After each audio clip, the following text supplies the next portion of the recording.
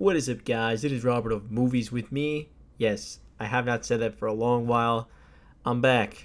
I'm gonna try to be more consistent, even if that means just one or two videos a month. That's still consistent in my book.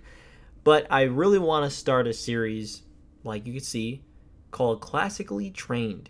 Classically Trained is a series where we take a look at a bunch of classic movies for the first time ever and just discuss them.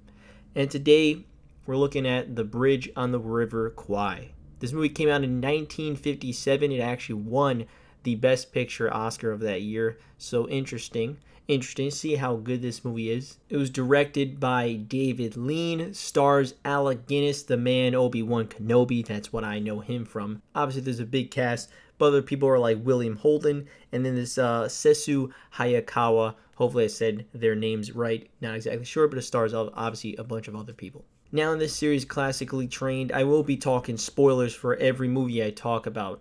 I'm not going to sit here and say I'm going to talk about the ending specifically or something, but I'm not going to filter myself out. I'm just going to talk about the movie, whatever I like about it, discuss about it, what I don't care about.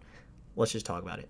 Starting off these British soldiers. I cannot say the word soldiers. What is wrong with me? These British soldiers are held by the Japanese and are told to construct a bridge over the River Kwai. Now, they aren't exactly going by the rule books of, I guess, the war. I didn't know that the war, I guess, has rule books and laws, and understandably so, I don't really follow that, so I didn't know that. But apparently they aren't quite following those set of rules and regulations.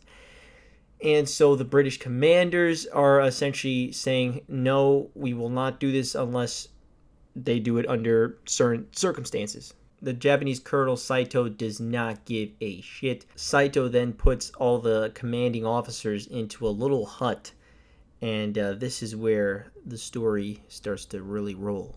It's a difference of two morals, the British commanders, and then you also have Japanese commanders of Colonel Saito. And it's just two commanders at odds. Meanwhile, one of the prisoners there do actually escape, and then there's essentially a second plot line going on. That escaped prisoner is off doing his own thing, but he's also told to come back to actually destroy the construction of the River Kwai, the bridge on the River Kwai. I really enjoyed this movie. I think it's a really damn good movie. First off, I think it's super impressive this movie was made in the 1950s. They must have went on location to shoot this. They definitely had to have, because it's super damn impressive. You have these wide shots of so many different things, and to the fact, I always find it amazing. It looked grimy, it looked grim. Everyone looked dirty. I feel like there's a lot of movies where, people look clean, but this is like everyone, you can see the sweat on people, like they are genuinely sweaty. They're genuinely dirty. There's dirt all over them, and it's grimy, and it makes sense because they're at this camp, this prisoner camp. They're not meant to be all clean and looking perfect. You have a lot of wide shots of just a bunch of soldiers, extras, prisoners, just all together. And I think it just always works so well to immerse yourself in that world, in that situation, when you have this just large cast of characters all working together. Construction of a bridge, someone's on top, someone's all the way in the back. There's a million people in so many different directions doing their own things, and I think it just works to immerse yourself, to make it feel more real. Halfway through this movie, yes, the British soldiers, for some reason I can't say that, they do start working on the bridge, and that is because they start working together somewhat, Saito and Alec Guinness's character.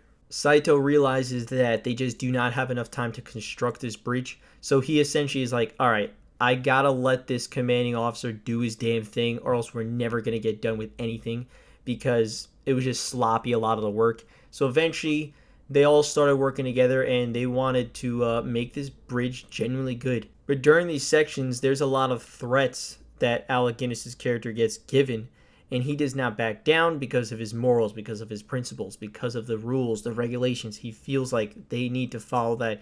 If they don't, you give them, how they give them an inch, you're going to give them like a whole yard, whatever the saying is. Essentially, that is what he thought that Saito and that whole Japanese crew is going to do. I think my biggest negative with this movie is the fact that they get off so easy. Apparently this is based on a true story. Apparently this actually happened, which I did not know that. But looking up some stuff, a lot of people died during this. A lot of people died.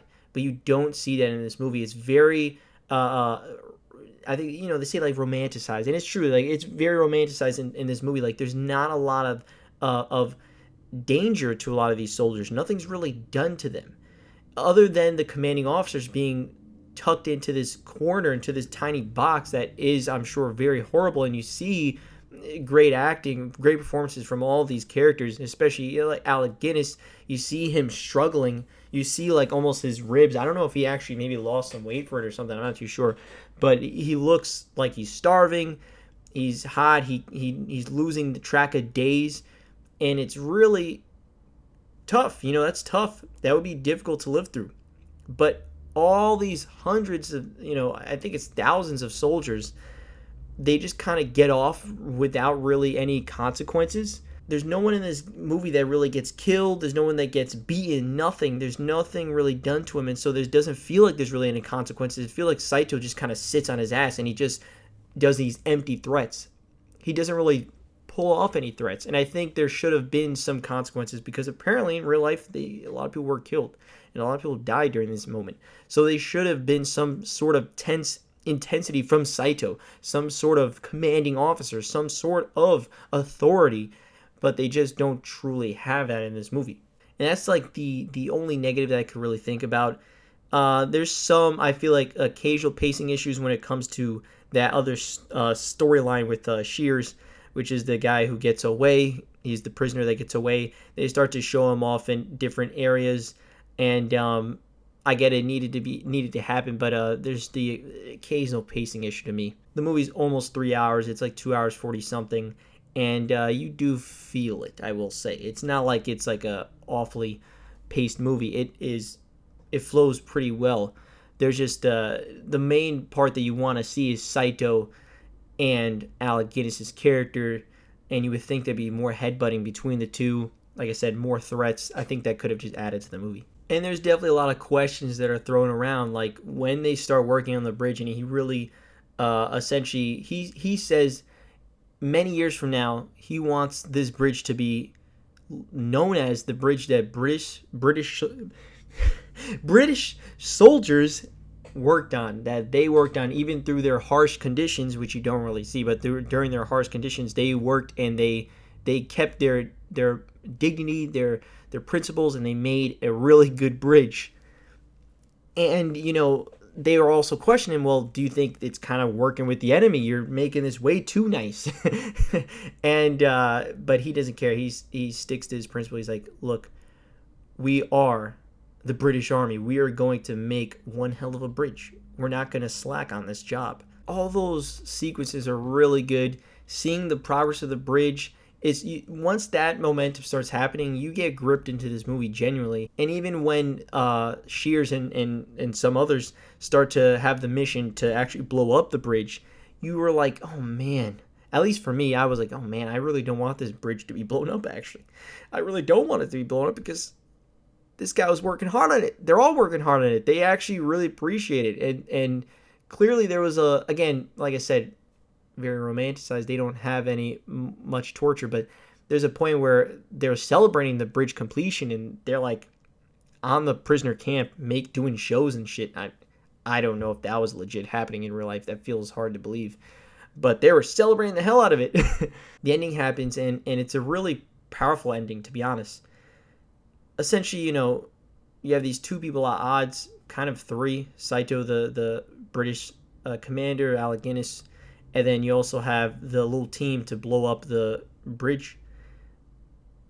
Eventually, the bridge does get blown up, but a lot of people die in the process. A lot of people get shot. You have the one squad tasked to blow up the bridge. You're like, why the fuck are you stopping us from blowing up this bridge? To Alec Guinness' character, he's like, what is he doing? What are you doing? When this happens, a lot of people start to get shot. Unnecessary death. And then by the end, an explosion happens. Alec Guinness is like so out of it, and he falls on the actual TNT and does blow up the bridge. And at the end, there's just this big marching band kind of song, and the credits happen, and it's like, oh shit. And I like that, because it's like, it's almost like a sarcastic take. It's like, well, there's fucking war for you. You do all this thing, everything, and everyone still gets killed in the end.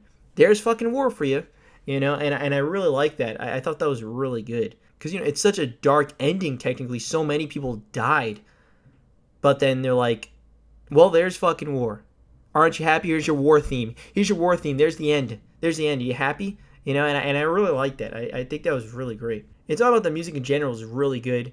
I believe he got an Oscar for it. I'm not too sure, but it makes sense. Like the actual whistling theme will be stuck in my head forever. Really damn good. But in general, it's a great movie. I really enjoyed myself. I really did. There's not a lot to dislike about it. Again, I think that some of the pacing, like a few minutes, nothing crazy, but mostly just that they could have added more intensity to the soldiers and see more of the hardships that they did face, because you don't really see it. But I love the way it looks, the way it was shot. The performances were fantastic. The music was really good.